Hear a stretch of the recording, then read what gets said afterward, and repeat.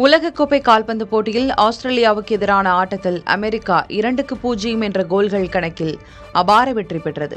இந்த தொடர்ச்சியான இரண்டாவது வெற்றியின் மூலம் மெக்சிகோவை தொடர்ந்து 32 அணிகள் கொண்ட நாக் அவுட் சுற்றுக்கு தகுதி பெற்ற இரண்டாவது அணியாக அமெரிக்கா உள்ளது. மேலும் உலகக்கோப்பையில் 96 ஆண்டுகளுக்கு பிறகு அமெரிக்கா பெற்ற முதல் தொடர் வெற்றி இதுவாகும். 11வது நிமிடத்தில் கேமரூன் பர்ஜஸ் அடித்த சுய கோலால் அமெரிக்க அணி முன்னிலை பெற்றது. 43வது நிமிடத்தில் அலெக்ஸ் பிரீமேன் அடித்த கோலால் அமெரிக்க அணி 2-0 என்ற கணக்கில் வென்றது. உலகக்கோப்பை கால்பந்து போட்டியில் மொராக்கோ 1-0 என்ற கணக்கில் ஸ்காட்லாந்தை வீழ்த்தியது.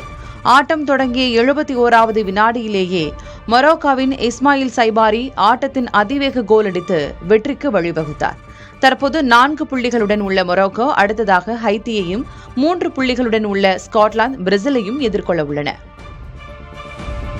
உலகக்கோப்பை கால்பந்து தொடரின் சி பிரிவு ஆட்டத்தில் பலம் வாய்ந்த பிரேசில் அணி 3-0 என்ற கோல் கணக்கில் ஹைத்தி அணியை வீழ்த்தி தனது முதல் வெற்றியை பதிவு செய்தது. காயம் காரணமாக நட்சத்திர வீரர் நெய்மர் விளையாடாத நிலையிலும் பிரேசில் அணி ஆரம்பம் முதலே விஸ்வரூபம் எடுத்தது.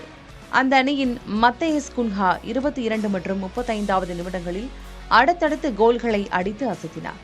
வினிசியஸ் ஜூனியர் ஒரு மிரட்டலான கோல் அடித்தார். 4 புள்ளிகளுடன் பிரிவில் முதல் இடத்திற்கு முன்னேறிய பிரேசில் நாக் அவுட் சுற்று வாய்ப்பை பிரகாசப்படுத்திக் கொண்டது.